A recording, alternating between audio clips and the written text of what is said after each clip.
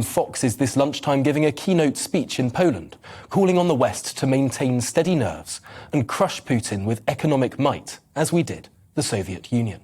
I'm delighted to say that Liam Fox can join me now live from Poland. Welcome to the programme.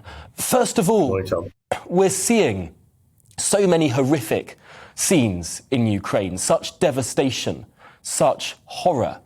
There's a temptation on the part of the West. There's a pressure, not least, for example, from the Scottish First Minister, Nicola Sturgeon, calling for further military intervention on the part of NATO.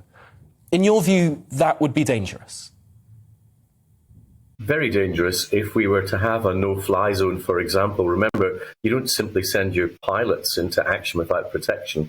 So it would require us to take out any Russian air defences that could reach those aircraft. That would mean almost certainly direct bombing inside parts of Russia. That would not only be in danger of increasing the whole conflagration to create a Europe-wide conflict, but it would play into Putin's narrative that this is really a defensive war by Russia against an aggressive NATO, which of course is a complete lie. But we'd have to be very careful about playing into his hands. So what can the West do? What is the action that we should take? Are we doing enough as things stand? Well, I think we are taking unprecedented action at the present time. And if you look at what is happening inside the financial system, the freezing of Russia's assets means that Russia and its central bank are unable to both support the currency, the ruble, internally, but also to support those banks who need foreign currency. More than about 2/3 of their foreign reserves have now been frozen by international action, not just, as you would say, by the usual suspects, but countries like Switzerland, which has long been neutral and regarded as a haven for oligarchs' money. So we're seeing an unprecedented level of cooperation, and it opens the possibility of genuine economic hardship in Russia, sadly falling on the Russian people who face a collapsing currency and the potential of hyperinflation. Now, we are seeing increased activity internationally against the oligarchs, the people who are Putin's cronies and who support him politically, and that's to be welcomed. But there's no doubt that what we're doing, it is, as I say, unprecedented and is likely to have a crippling effect on the Russian economy. Quite how that affects Putin's hard to say. It's clear that he can't win this conflict in the sense that he wanted, which was to roll over Ukraine without resistance and install a puppet government. And therefore, at least in that sense, and according to his own names, he'll be defeated. And you're drawing an analogy this afternoon towards what happened in the 1980s between the West and the Soviet Union and what might happen over this decade between the West and Russia.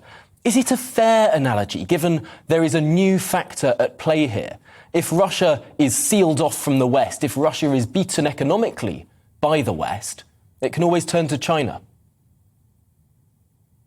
Well, history never repeats itself exactly. The point I was making was that in the Cold War, people talk about the end of the Cold War. The Cold War didn't end. The Cold War was won. It was won by the West because we were able to outspend the Soviet Union, because we had much more effective and vibrant economies. And of course, when the Soviet Union collapsed, we saw that their claims about their economy were a sham. We also had stronger defences, and we were willing to spend on our defences.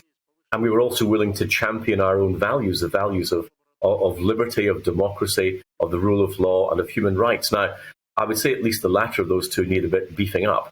We have not seen sufficient defence spending amongst all the European allies. The United States, the United Kingdom, and a couple of others have managed to maintain that too few of our continental allies have, which is why it's so welcome. For example, that the new German Chancellor Scholz has committed to increasing Germany's defence spending to the 2% of GDP, which it's supposed to do through NATO. That's welcome. I also think that the unity of NATO has sort of paradoxically been boosted by what Putin has done. NATO was looking a bit ragged and a little bit fragmented. It's looking much more united now. And even in that sense, Putin has actually achieved the opposite of what he had wanted. I suppose the watchword through all of this will be unity through the West. But finally in this conversation, is there a worry that there are certain countries in the West that are still holding back, for example, going full on with those sanctions over SWIFT rather than the 8 banks that are currently excluded from it? Is there more to do? There's always potentially more to do, and the list of sanctions can be increased. I think it will be on both individuals and on financial institutions. But I go back to the point that I think that people maybe don't understand that the action taken against the Russian central bank is by far the greatest and most challenging problem that Putin will face. He had built up a war chest really since his annexation of the Crimea in 2014, using oil and gas receipts, storing them in international banks as Russian foreign currency reserves. They, at a stroke, have been taken away from him. And that is a crippling blow. Putin clearly had anticipated for some time that he may go beyond Crimea into Ukraine. Some of us were warning about that for a long time. And finally, his ability to access that money, which would have financed his war, is now out of his grasp.